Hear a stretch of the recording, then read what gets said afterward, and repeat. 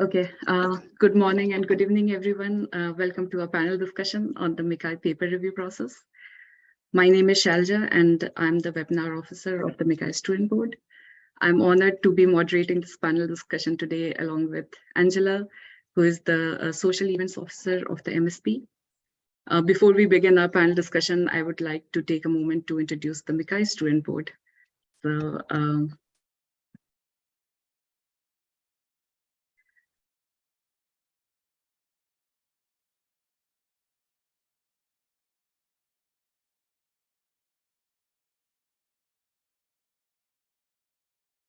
So, MICCAI Student Board is a student initiative since 2010, and our goal and mission are to stimulate the involvement of students, enhance students' networking in this community, and advise the MICCAI board on matters of relevance for students.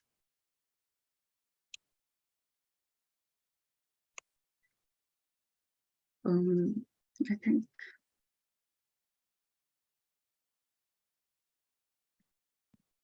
So this is our current MICCAI Student Board for 2023, and we organize events throughout the year and also during the MICCAI conference. We organize academia and industry event during the conference. We organize webinars, which is this panel discussion throughout the year. We organize social events, which are local events where the conference is happening during the conference. And we also organize MICCAI game night and sports events during the conference.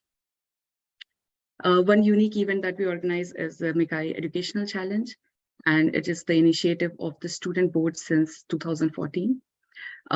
Here we require submissions of library of tutorials and educational material relevant to the MICCAI. And the submission can be in the form of video, blog post, scientific paper, Python notebook, presentation, or GitHub code and documentation. This year's submission deadline has not been announced, so stay tuned, and we'll be announcing the deadline. The first prize is for $500 and it is sponsored by MICCAI Society. We are there on Twitter, Facebook, and LinkedIn, so please follow us for latest update. And we have our event page, which you can go here where we have our past events.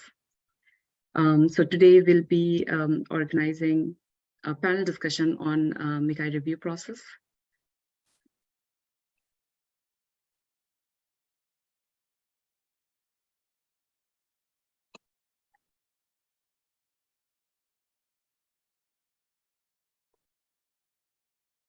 Okay, so without further ado, let's get started with our panel discussion.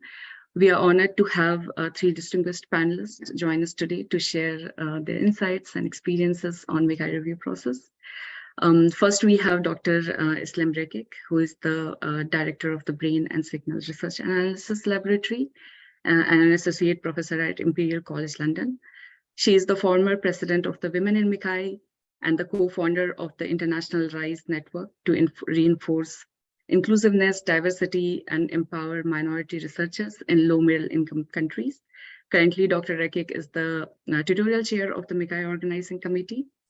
Next, we have Dr. Linvi Wang, who is a professor of computing and information sciences at the Rochester Institute of Technology. She is the director of the Personalized Healthcare Technology Research Center. She is also an active member of the MICCAI Society, including being the program chair of MICCAI 2022, a member on the board of MICCAI Society since 2020, and recently elected to be the executive secretary of the society. And finally, we have Dr. Ronald Summers, who is a tenured senior investigator and staff radiologist in the Radiology and Imaging Science Department at the NIH Clinical Center in Bethesda. He's a member of the editorial boards of the Journal of Medical Imaging, Radiology, Artificial Intelligence and Academic Radiology, and a past member of the editorial board of Radiology. Currently, Dr. Summers is the publication chair of the MICCAI Organizing Committee. We are excited to have you here today to share your knowledge and experience with us on the MICCAI review process. Welcome, everyone. So we'll start the discussion with a series of questions that I'll be asking. And each one of you will give your thoughts one by one in the order of the introduction. We'll also have a few questions and interactive sessions towards the end where the audience can ask questions directly. Each panelist will have a few minutes to share their thoughts on the topic, followed by an opportunity for other panelists to respond or to offer additional insights. So now let's dive into the first question. So I'd like to start by asking each of you what inspired you to become involved with the MICCAI conference, and what do you hope to accomplish in your role? So we'll follow the same order as that of the introduction. All right, thank you very much for inviting us today. It's wonderful to be here. So yeah, like MICCAI for me is like a family. So during my postdoc, I have joined the Idea Lab at UNC, University of North Carolina, under the supervision of Professor Ding-Gang Shen. And for us, whenever we had a MICCAI deadline, it was like a big festival. So, so I had my first oral presentation back in 2015. And since then, I've been a very active member of the MICCAI community. So like organizing events, several workshops. I've acted as an area chair. I also served as the president of the Women in MICCAI, and currently I'm serving as the president of the RISE network. So I see many risers here, by the way. So welcome everybody on board. So yeah, so like I have a lot of love, I would say, for the MICCAI community, and it's so wonderful to see many people here. So thanks. Thank you, Dr. Rekik. It's good to hear that you have been involved for like so many years, from being student to being on the other side of the table. So interesting. Thank you for sharing. Hi everyone. Well, thanks Jaja for inviting me, and great to be here. I'm recovering from a flu, so my voice might sound a little weird. Apology for that. So yeah, just like Islam, I think you know, for me, I hope for my group, you know, MICCAI is just it's like a family. I still remember my first MICCAI conference back in 2006 was in Denmark. And I was the first year PhD student at that time, so it was an eye-opening experience for me. And it felt as a student at that time, I felt, you know, is really welcome into the community and had a lot to learn. And since then, I think just like what Islam was describing, I felt like, you know, preparing for MICCAI submissions and then attending to the conference, it's like an annual, almost like a milestone for us, just organizing our research based on that. That was great. And, you know, over the years, I really feel that MICCAI is really a very unique community that's really truly in between at the intersection of computing and medicine. It's really, and you know, being a unique community also has its own challenges. So it's really hoping to be able to contribute to the effort to keep this community growing, especially helping all the you know, all the new minds or the young minds into it. So that's why I think, you know, I hope I can help. Thank you, Dr. Wang, for sharing that. It definitely feels like one annual event, and along that we organize all our research, when to submit and everything. I'm a PhD candidate, so from student point of view also, it feels like an annual event where I have to do research to reach that milestone. And it definitely feels like an annual event where we meet everyone. Thank you for sharing. So finally, Dr. Summers, what are your views on it? Yeah, so thank you also for inviting me to speak here today. It's a pleasure to be with the MICCAI Student Board. I've enjoyed the MSB's social events at various MICCAI meetings. It's probably one of the best parts of the meeting, frankly, meeting with some of the young people and sharing in their excitement and enthusiasm and new perspectives. I've been involved in medical image analysis for quite a long time, and MICCAI has been one of my group's top venues for showing our latest work. It's a great place to get new ideas, to see colleagues who I normally wouldn't see except at traveling to the meeting, and to be with them in an environment that's relaxed and sociable and have a good time. So those are some of the reasons that I've been interested in MICCAI as long as I have been. Thank you, Dr. Summers, for sharing your experience. So, so my next question is, how do you see the future of peer review evolving in coming years? So with changes, what changes will be necessary to adopt to new technologies and, for example, writing assistant tools like ChatGPT in scientific publishing? So Dr. Rekik, will start with you. Okay, so it's a very hard question. Actually, I think this is a very challenging question that the research and scientific community as a whole needs to tackle. Using generative AI to help us write papers, to help us learn, revise our papers, generate figures, I think it's a very exciting thing to try. However, it could be very dangerous. So we still don't know what kind of effect, generative AI will have on, like our, I would say, creative mind. So if you're intending to use ChatGPT or this is what I advise my student is like, go for it, guys, but make sure that you use it as an assistant to revise and improve the quality of your writing, but not to draft whole paragraphs, right?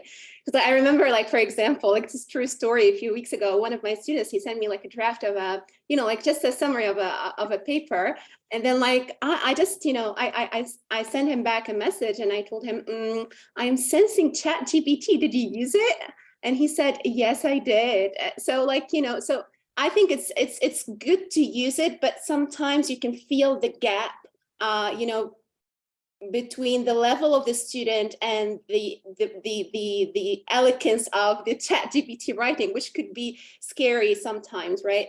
So I think from that perspective, it's all right to use it, but we need to be very careful about how to use these generative AI tools in general. And I think the whole community needs to think about where this is taking us, not only as researchers, but also as, as a species, I would say, but I'm not going to dive into that.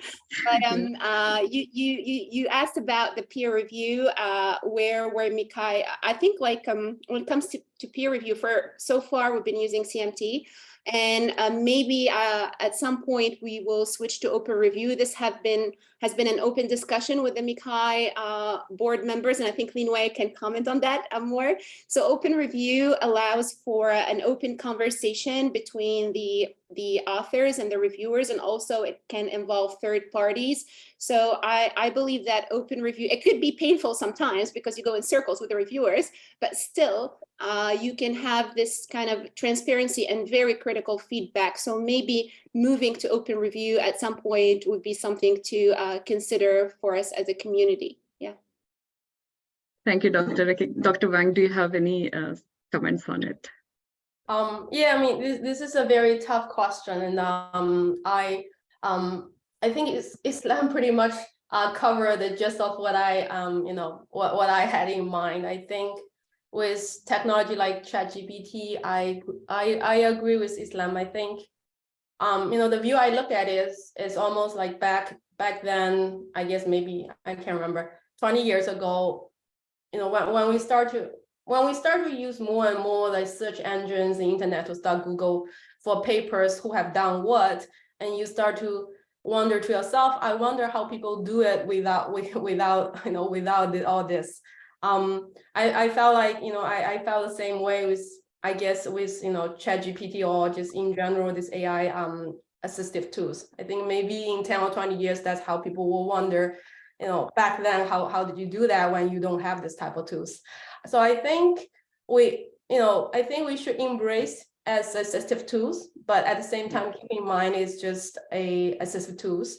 It can definitely help, especially I think for non-native English speakers to write better, maybe to put more attention on, on the logic, on the idea of your paper, rather than putting a lot of time on how to write this particular sentence. So I think it can be helpful in that regard. But yeah, I think as an author, you are the author, so the ultimate responsibility is on the author to make sure, you are writing what you would like to write, and everything, is correct. So basically embrace the technology, but take the responsibility, I think, accountability.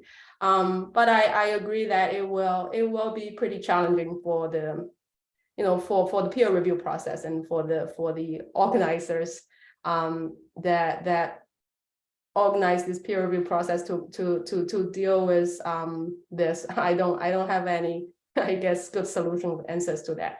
And then for the future of the peer review process, I do think, I think to ensure review quality, I think we have some questions later regarding this, so I'll keep it short, but I do agree with this, I think make things more open, not necessarily, removing the double blindness. So everything's still anonymized, but the reviews or the discussions are out there on the internet. I do feel like that helps increase accountability a lot. And I think that helps with a more open and more elaborated process. So Thank you, Dr. I think we're moving towards that direction as well. Yeah. Thank you. Dr. Summers, do you have any comments on this? Well, the first part of your question had to do with peer review, and I think with the number of papers increasing so dramatically, from what I understand, there's been a 30% increase in submissions for 2023 compared to 2022. Yeah. I don't think the number of reviewers, though, are keeping up with those numbers of submissions. So there's going to be some changes, some either imposed by the conference and others just simply of a practical nature. If you don't have enough reviewers, that means each reviewer will have to review more papers, and that might mean that there might be some skimping on how much time people are spending on reviewing the papers. So we can talk about that more because you have some questions coming up about reviewing. On the part about ChatGPT, I completely agree with Linwei and Islam that it's a great tool for polishing one's English grammar and spelling. I've tried it on some text written by non-English speakers, and it did an okay job at improving both. Not a great job, but an okay job. In terms of actually using ChatGPT to write paragraphs for you, you do need to realize that it is trained on other people's work that's on the internet. So you could run into a problem of plagiarism.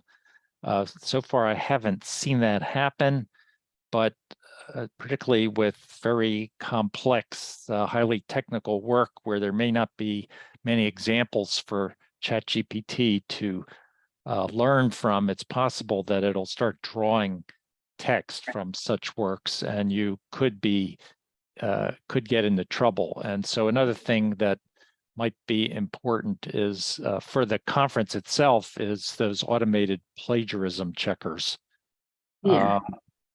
So I think those are my comments about these questions.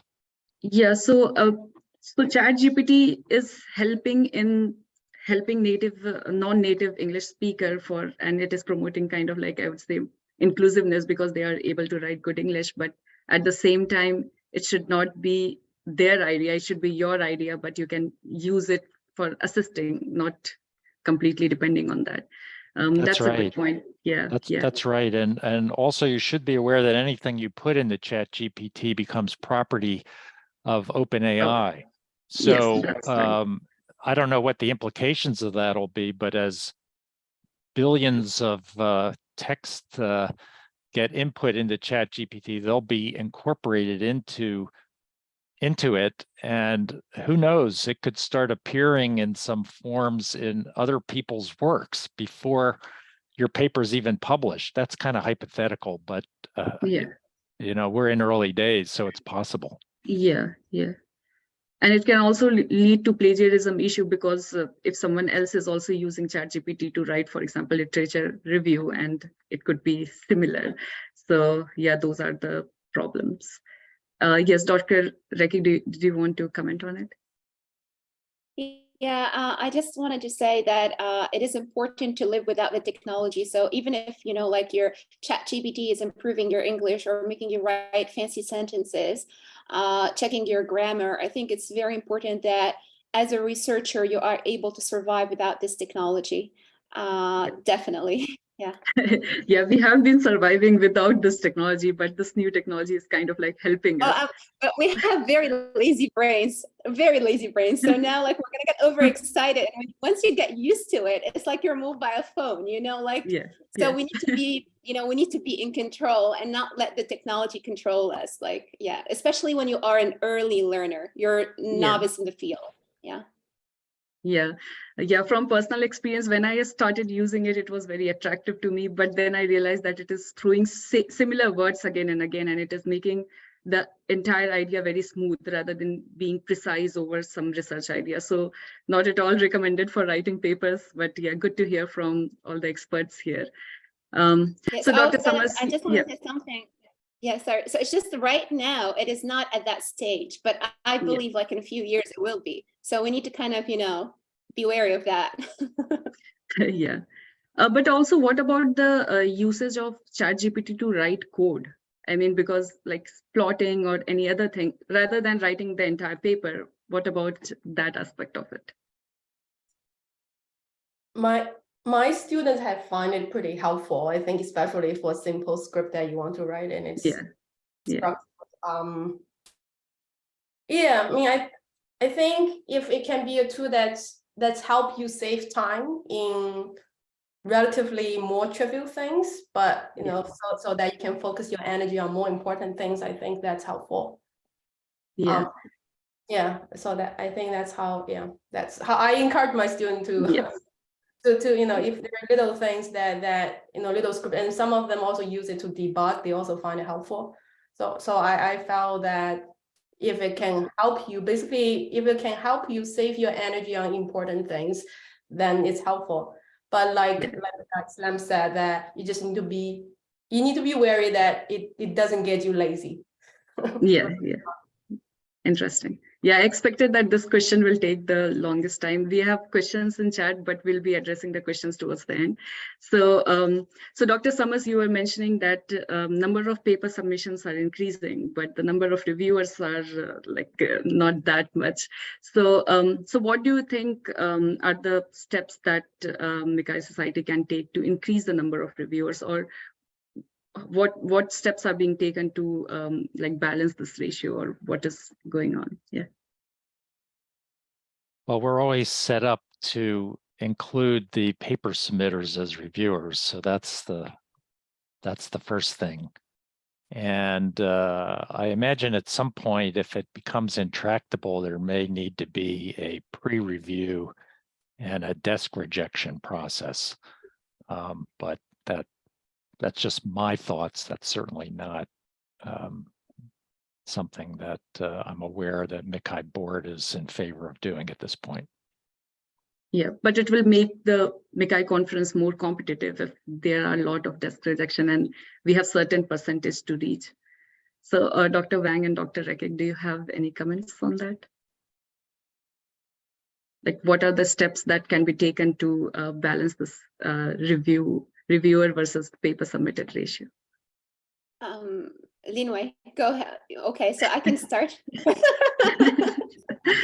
Yeah, I believe you have more experience, but I think balancing is we need to engage more members of our community to volunteer as reviewers, and we need to train reviewers. So engaging and having them volunteering is not enough, because you can have poor quality reviewers and these will not improve the quality of the conference, and the authors will be very frustrated after receiving feedback. So I think it's very important to kind of, engage more and train. So once you train them and you teach them how to do it properly, you guys can organize events on that, on how to review, and like it could be like based on a 3-hour workshop or something, and like for just new reviewers to learn how to write reviews properly, how to approach rebuttals, how to be kind but also very critical. So so these kind of things are very important. So engaging more, recruiting more, while training the new members, because having people joining without training, I think it's or without, usually they are PhD students, they know, but many of them don't have an extensive expertise, I would say, in the field. So giving them further training would be very beneficial. Yeah.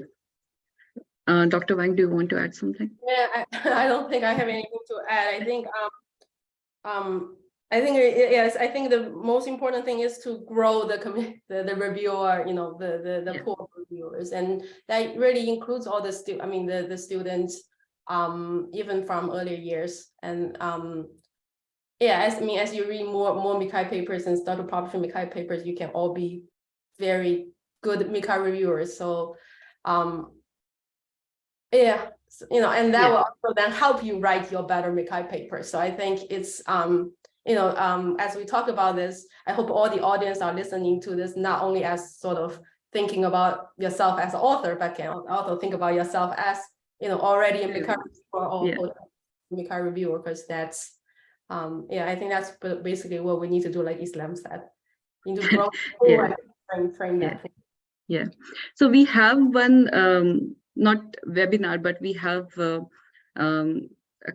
1 hour long session for reviewers where MICCAI Society teaches us like what are the process of reviewing and what to look for in the papers. But we do not have a long workshop, like 3 hours long workshop, where we can go over a paper and practice reviewing. So that is a good note for MICCAI Student Board. We can organize some workshop like that where we can invite reviewers and review paper online and take feedback from panelists maybe. So yeah, that's a good point. Thank you. So we have another question, and we can reverse the order. So we'll start Dr. Summers. What are some common mistakes that authors make when writing papers, and how can they be avoided? Okay, that's a great question, since that's one of the things people care about most when submitting papers to MICCAI. I think one common mistake is not making the novelty of your approach clear.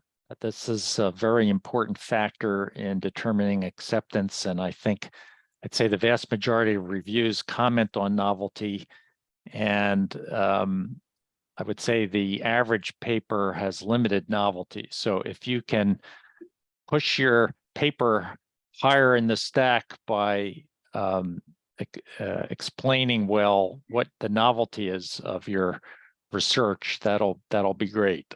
Another thing that I think seems to help papers be accepted is appropriate mathematical equations when math is appropriate for the particular project. So I think there's a sense that math that's commonplace for a well-known algorithm is not helpful, but if you're developing a bespoke algorithm that has novelty, you should be able to explain it clearly in the language of mathematics. Now, I'm a radiologist as well as an AI researcher, and a substantial fraction of MICCAI papers are in the field of radiology, and a very common mistake that MICCAI authors make when they're writing about radiology is to show their images in the wrong orientation or with the wrong window width and level setting. So for those of you who are working in the radiology field, it's very important to understand the concept of standard anatomic position. Please do not show CT scans and MRI scans upside down or flipped left to right. They should be in what's called standard anatomic position. If you don't know what I mean by that, please do look it up and learn what standard anatomic position is for axial, sagittal, and coronal images, and be sure your images are shown that way. Also be sure that the images are shown using the correct window width and level. So if you don't know what I mean by that, what I mean is if your paper is about lung nodules, you should be using lung window width and level so that the images are shown optimized for seeing the lungs. If your paper is about lesions in the liver, you should be using either soft tissue window width and level or liver window width and level. If your project's about bone lesions, you should be using bone window width and level. So very, very important that the images are shown properly. And there will be similar things for other clinical images too outside of radiology. So whether it's histology, for digital pathology, or whether it's an echocardiogram or cardiology, please learn what the appropriate way is to show those images And if you need help, ask somebody who knows, a radiologist, a cardiologist, a surgeon, whatever's relevant to your project. Yeah, these are some good points, like presenting novelty and visualization and equations and mathematical representation of your problem. Yeah, thank you for sharing. So Dr. Wang, do you have any comments on this? Yeah, so Ron already covered many of the, I think, very important aspects of MICCAI paper, especially novelty and I think the rigor of your methodology. I guess as a reviewer, the next thing a reviewer will be looking for will be basically, evaluation. Like, do you provide evidence for the statement you are making? So I think that's one thing that's that's important is when, whatever statement you are making as your contribution, make sure you have your experimental results that are providing evidence for that. I think that's tend to be a key critical point that comes up in reviews. Do you have enough benchmarks or baselines your comparison? When you are providing your result, do you show at least some statistical level of comparison rather than just one single number? And then the other thing that's important, I think, as for MICCAI community, I think even if you are focusing on methods, it's important to at least express that your relevance, the relevance of the method to a clinical problem. So I think all those points, it's a balance depending on the focus of your paper, whether it's more methodological or whether it's more evaluation focused. Those couple points, the weight on each can change a little bit depending on the nature. But overall, I think those are, the key points for evaluation when a reviewer look at a paper. Yeah, so the paper should be kind of like balanced. So not only just the method and rigor and mathematical equations, but also showing some applications, showing some proof of concept that it can be used in real world problem. Not only the method is novel and sound. That's a good point.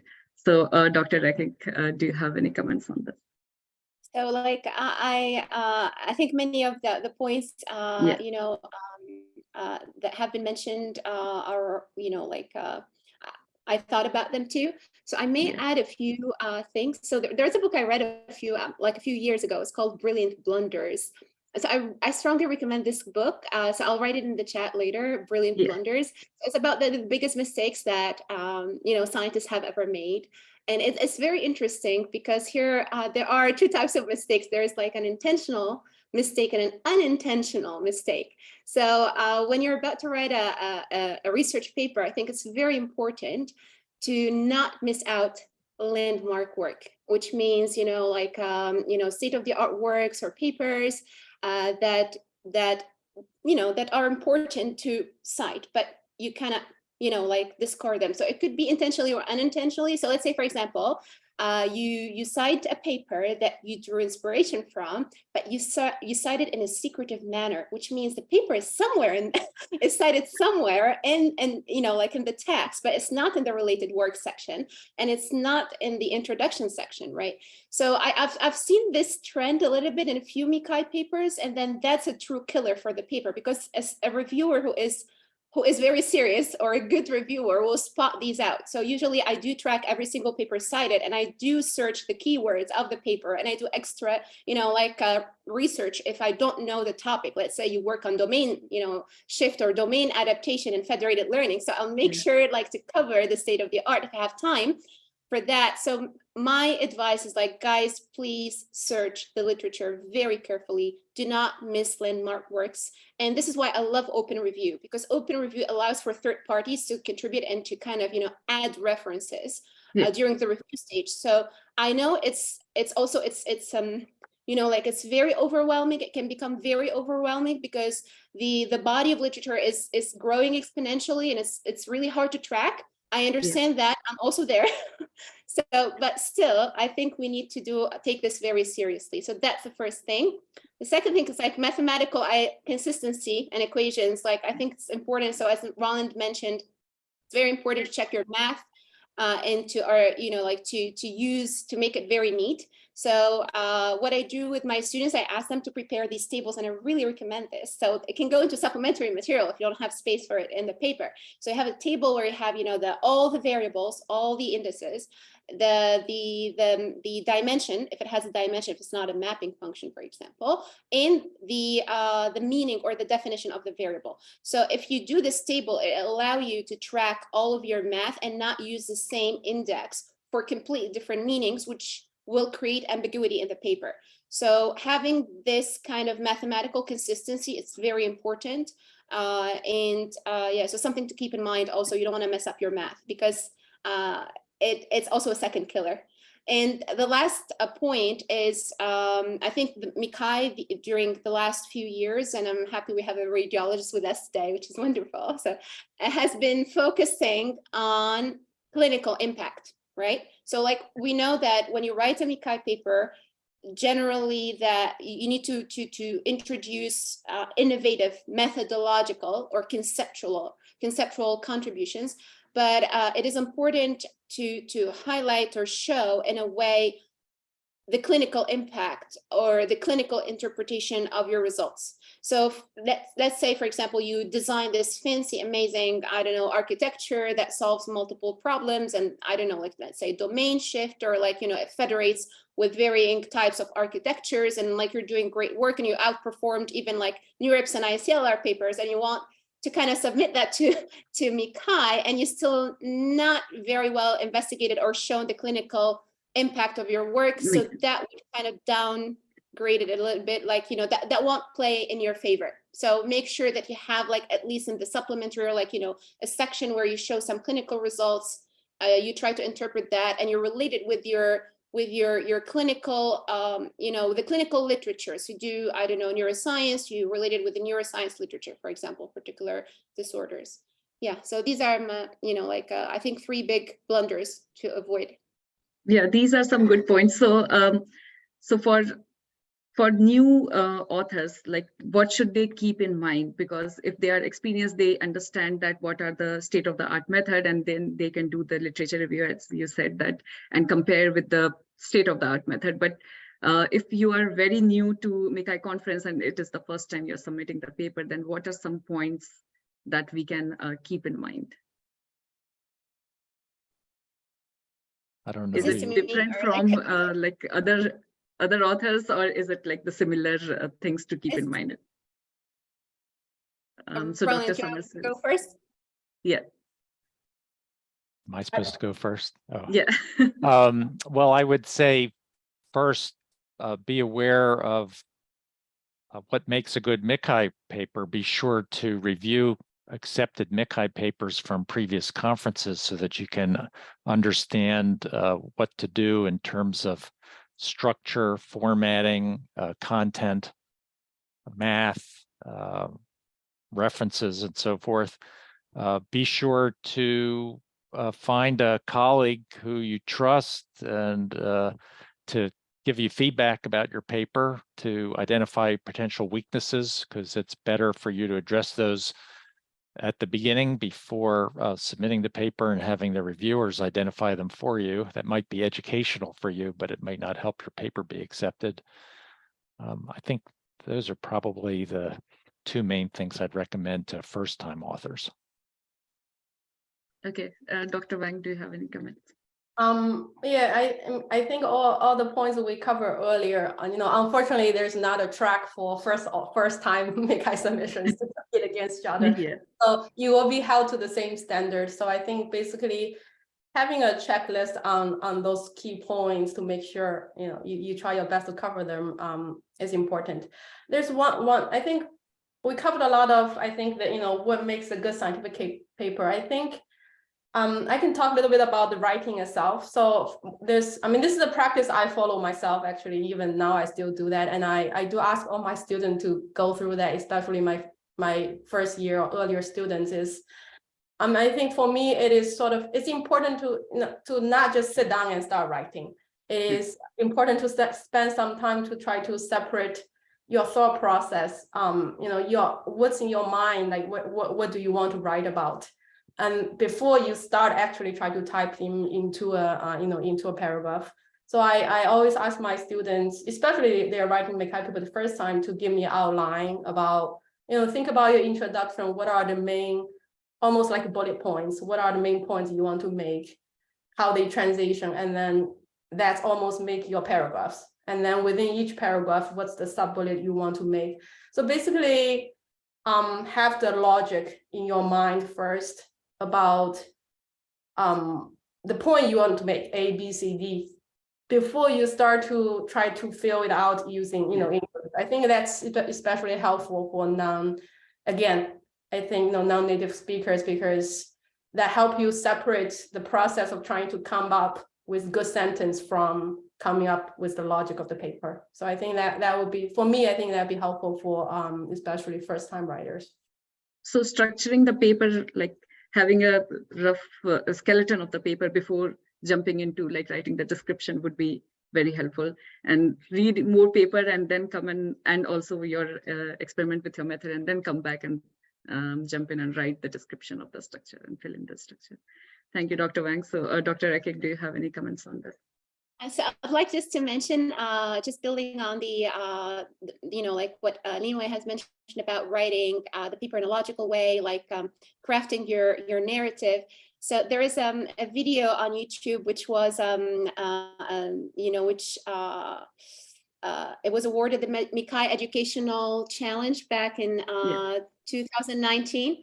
And like, with all modesty, like I prepared that video. So it's called, if you guys go to YouTube and write, how to structure and write a paper, you put either MEC or you put either Basira Lab, you'll find it. So I shared this video with my students because I have like the theory, how to craft your introduction, your methods, how to find papers, and how to create the mirror effect in your structure between, the limitations of the previous works and like what you are proposing, etc. And then I do a deconstruction of a MICCAI paper live, so you can see how a MICCAI paper is structured. I think it's important to also have a reading diet of MICCAI papers, so a weekly diet, so you can read, maybe especially at the beginning, it's really hard to grasp the spirit because MICCAI papers are a bit different from other conferences.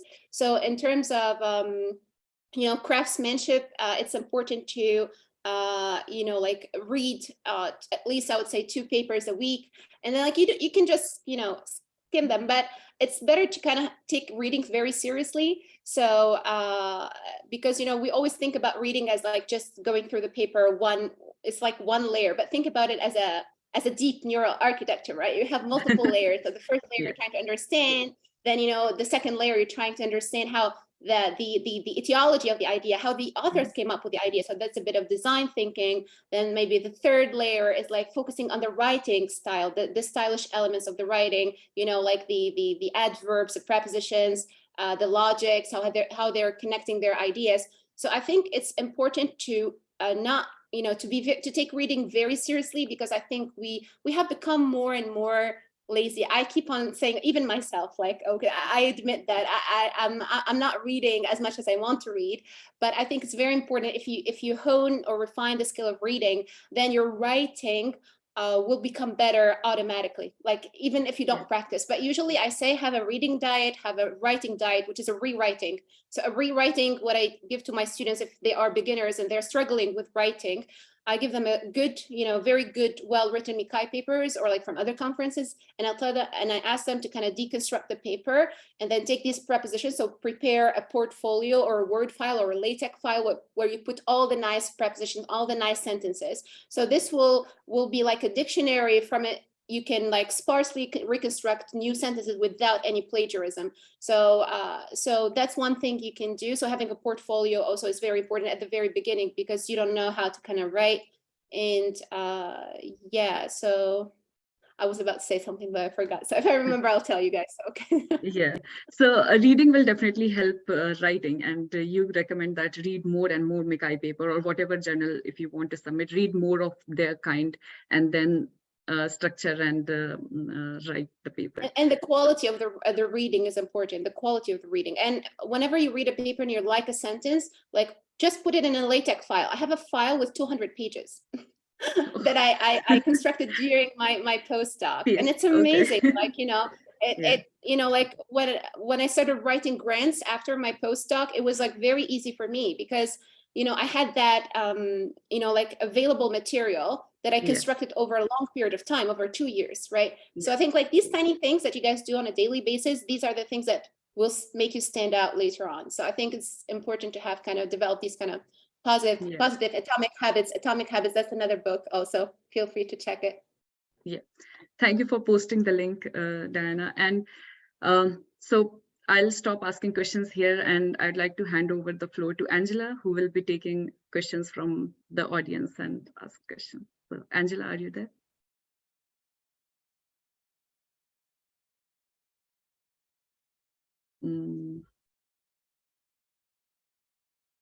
Okay, I'm not sure if Angela is there. So we have one question from Benjamin Killian, who is asking, a portion of reviews is summarizing the contributions of a paper. How necessary is this, given that ChatGPT could so more effectively? What are the ups and downsides of using GPT as a ghost reviewer? So, Dr. Wang, we can start with you, maybe. That's an excellent question. Yeah, I guess the purpose of that question being there is to show, you know, to show the author that the reviewers actually have read and you know, understood your paper at least to a reasonable extent. So if GPT can do that, what can we do? I don't think I have an answer for that.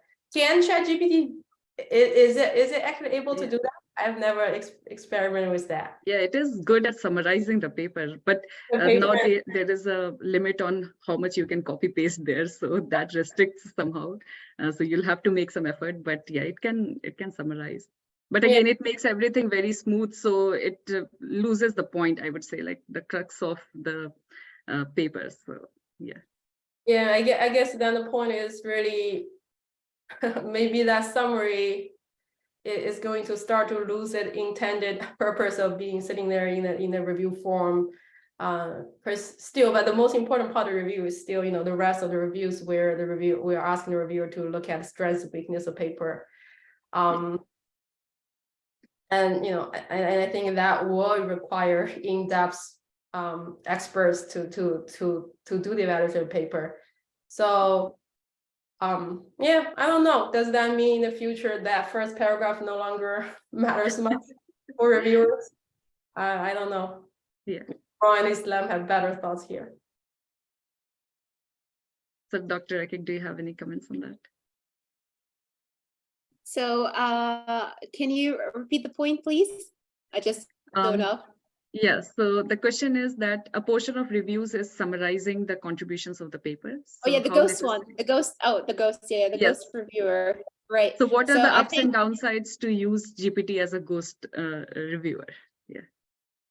So I think it's I don't know, like I honestly this question particularly, I was thinking about it since I've read it. It's a very I mean, like I don't have clarity on how GPT can write proper reviews. Like it can learn, but if we have novel ideas and novel you know, like if it's something completely innovative, how would you go about it, right? If you don't have enough data to kind of so it's always you know, like GPT is built on existing data. So if you want to kind of evaluate new concepts, how are you going to review that, right? So I think you can use it as an assistant to a reviewer, a real human being, but not, you know, rely on it fully. So it could help early reviewers maybe. So this is what, you know, like so it's a big irony how we used to say, oh, we're designing and you know, this AI assisted technology where AI is assisting humans, but we have an inversion where humans will assist AI when they are when it's like, you know, bugging basically, right? Yeah. So if you have like a ghost reviewer and it's well trained and like, you know, you think that the review may not be good, so somehow you can quantify that, so you can have a human reviewer like checking that. But I don't think that ghost reviewers should be fully relied on. And this relates also to trustworthy AI and like a lot of other topics, I guess. Yeah. But yeah, I don't have the answer here, but something definitely to think about. Yeah, ChatGPT is new and still evolving. So how to use AI and what are the different uses everyone is wondering, and how it can help in improving the paper quality. So Dr. Summers, do you have any thoughts on this? As a general matter, when writing manuscripts for journals or conferences, it's very important to have a good understanding of the literature. And I think having ChatGPT do the work of learning the literature is not a great shortcut if you intend to be successful at getting your paper published. I think, I have, I can tell you an example from my own group's research. We were working on a particular project, and turned out the reviewers were familiar with some aspects of the literature that we had not found on our literature search. And it turned out that those were important aspects of the subject that we were discussing, and they affected the approach that we had taken to solve the problem. So by missing out on that aspect of the literature, we actually missed important points that we, had to be addressed in order to get the clinical solution that we were seeking. So I'm sure that if not today, tools like large language models will be able to summarize a field. But if you don't understand the field yourself, then you may have designed the study wrong. And I don't see large language models designing your study, at least at present. So I think it's very it's a shortcut that I think could come back to bite you. Yeah. So at this point, we are not sure how much to trust on ChatGPT, whatever literature review they are suggesting. I mean, you have to do by yourself. There is no shortcut to it. Thank you so much. So we have another question. What guarantees that someone doesn't lie about the results? Does the reviewer run the code to make sure it is authentic? So Dr. Wang, do you want to go first again? Yeah, sure. I think I don't think majority of the reviews will be running the code. Maybe some will, but I think I guess I can think of two things. One is it is this is sort of code of scientific ethics. So I think when you're publishing anything, you are held accountable for everything you report in the paper. So if anyone is fabricating results and things like that, that's a pretty serious violation of ethics. So I think even just that alone, the sort of scientific integrity alone should already prevent majority of the authors from doing that already. And then at the same time, I think especially in recent years, MICCAI is moving more and more towards openness. And I think at the submission time, you do have that checklist of whether you intend to make your experiments codes available online, things like that. So I think that's another measure in place, even though the reviewer might not, in the review process, might not go and check the results, but being open means, other people will be interested in checking out your code. So I think, I think that in place should already make sure that the scientific integrity should be preserved. Yeah, because in future, any other reader can read and try to validate it. Yeah, Dr. Rekik, did you want to add something? Yeah, I just want to add that, it's important to kind of have that reproducibility checklist checked when you submit, because, if you meet these requirements, it means like your work will be reproducible. So it doesn't, of course, if you're falsifying the results, like there is no way at the review time of checking that. However, if you are releasing, so the problem is like with releasing the data, like even if you release the code in all the codes for all benchmark methods, right? Like we still cannot verify because we don't have access to the data, right? Yes. So that's the problem. It's different from computer vision where you have like open data sets very easily. You can have like Sci-Fi, you can use ImageNet. So except if you use MedMNIS is really good, by the way. Like I really recommend it here because we can easily check if the authors share their codes for the main method and all benchmarks, and they specify which MedMNIS data they have used, with which cross-validation, what is the seed. So all the details are there, we can easily verify. And I think we need to kind of move towards that, but the problem is like with, I think one of the biggest struggles with the MICCAI community is like, for us, the data is we cannot really share it, right? So we cannot easily share it. So there are some public data sets over there, but I think, Ronald maybe can comment on this further, but that's what limits the reproducibility, the evaluation of the reproducibility and the correctness of the results, I would say, one of the things, right? Yeah,